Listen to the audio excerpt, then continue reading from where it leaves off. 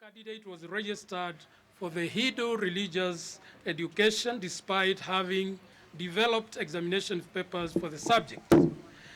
The year 2015 KCSE was written papers were taken in 19 days from the 12th of October to 5th of November, sir. During this period, the council engaged the services of 51,717 contracted professionals who included teachers and supervisors as invigilators. And we also had security officers and drivers who assisted in getting these officers on the ground.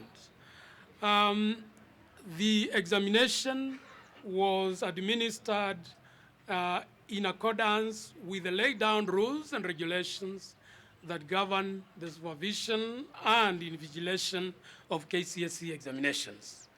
During the monitoring, sir, we involved about 688 officers, mostly from NEC, but we also got assistance from our sister organizations in the ministry and also from the organizations, the teacher unions and others. We wish to thank also the Inspector General of Police and the Directorate of Criminal Investigations Department for assigning us CID officers to monitor the conduct of the 2015 KCSE examinations. This greatly improved the security of the examinations. The marking of the examination, sir, was done from the 2nd to 24th of December by 14,279 examiners who are accommodated in 28 marking centers. I wish to take this opportunity to sincerely thank the county, sub-county teachers who acted as assessors, supervisors, invigilators, security officers, and drivers who played a role in the administration of the 2015 KCSE examinations.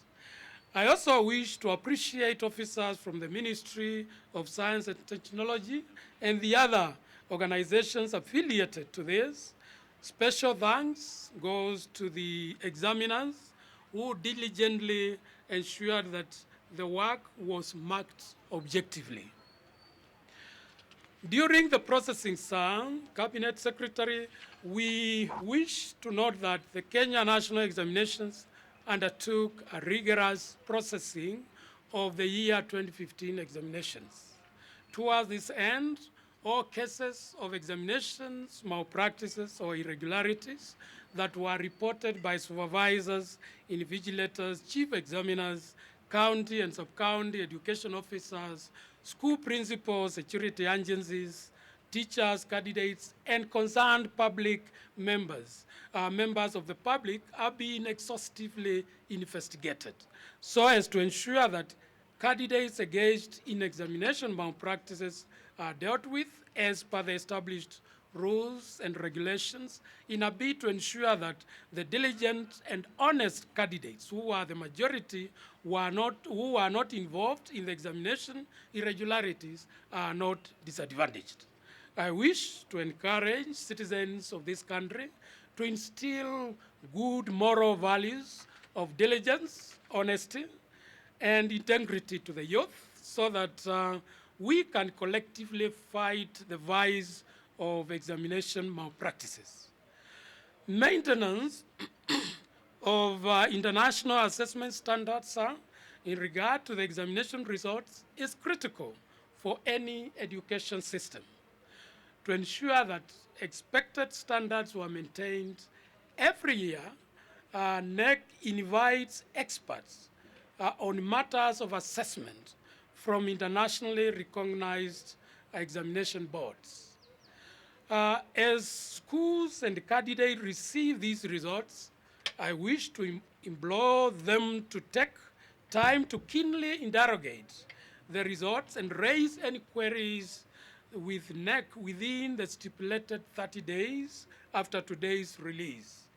There will be a secretariat in these premises of NEC, that is Mitihani House, Caledonia, to receive and address any queries from candidates regarding the 2015 KCSE results.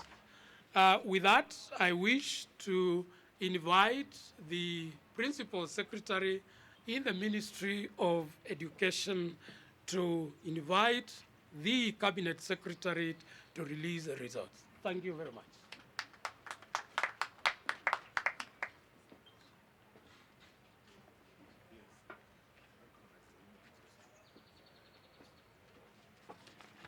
Thank you very much, Bwana CEO. The Cabinet Secretary for the Ministry of Education, Science and Technology, Dr.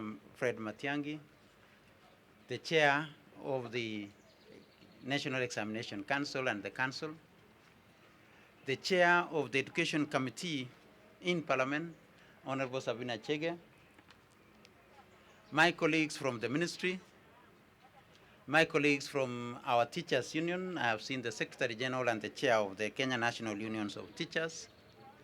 I would want to believe the Kenya Secondary School Aids Association, who are our critical partners. All my other colleagues who are here this morning for this very important function. I would want, before I make any comments, to invite the Chair of the Education, Research and Technology in the National Assembly, because this is our critical partner. They are our oversight. They guide us in so many issues that we are doing as ministry. They have played a very important role in the reforms that we are doing, and as we are all aware, there are quite a number of them that are going on. There is the curriculum reform, there is the revitalization of TVET, and there is the ensuring of standards and quality in our university. So before I make any comment, I would want to request Honorable Sabina Chege to make her comments. Thereafter, I'll make some comments before I invite the Cabinet Secretary. Karibu Mheshimiwa.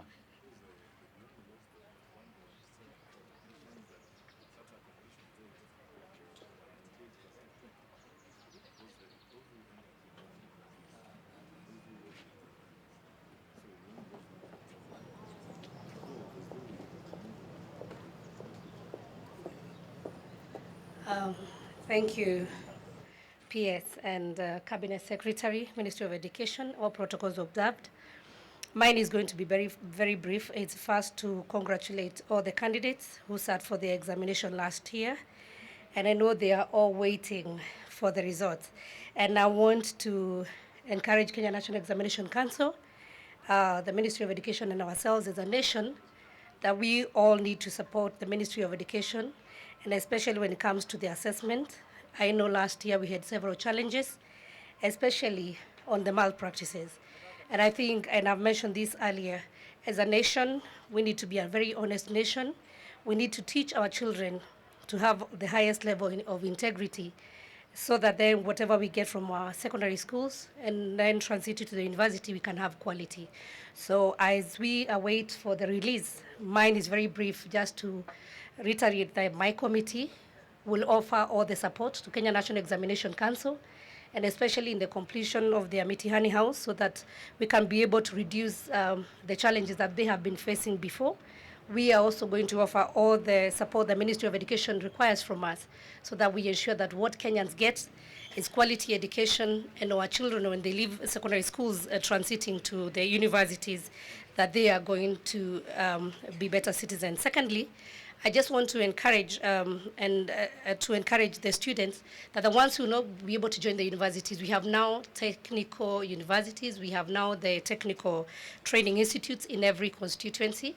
And so I would encourage them to also pursue that level. We all cannot fit in white-collar jobs, but once we pursue the technical education, as a nation, we are lacking in vocational training, and we need a lot of our students who have cleared Form 4 to pursue that level. Thank you very much, PS. Thank you, Chair. I would just want to make a few remarks. I would want to thank those who work to make sure that we are here today to release the examinations and to be able to make sure that our children are able to get what it is that they invested in the years that they have been in school. I would also want to assure and ensure that we continue to maintain the integrity of our examination, also make sure that the integrity of the process in which we do our examinations is one that gives assurance to the Kenyan people. We commit ourselves to continue ensuring that whatever it is that the Examination Council and ourselves will be in a way that will be able to give the Kenyan people that confidence in the assessment and certificates that comes out of our education system. At this end, I would want also to congratulate the candidates who did their examinations and look forward to them moving to the next level in their academic life. And as the